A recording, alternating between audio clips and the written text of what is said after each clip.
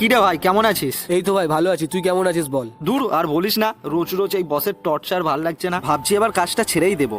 ধুর, ছাড় তো ওসব ভাবিস না, চল দুজনে মিলে চা খাই। বুঝলি ভাই, ভাবছি কাজটা ছেড়ে নিজের একটা ব্যবসা করবো, কেমন হয় বলতো? হ্যাঁ হ্যাঁ, ভালোই তো হয়, নিজেরই তো ব্যবসা, আবার কি।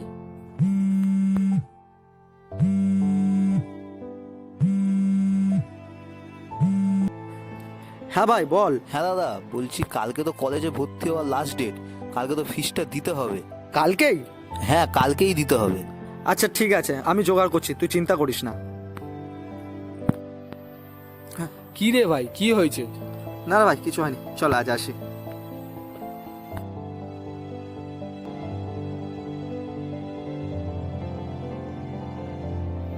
বাড়ি থেকে বেরোনোর সময় মা বারবার করে ওষুধের কথা বলেছিল। এখন আবার ভাইয়ের ভর্তির ফিস কোথা থেকে জোগাড় করি?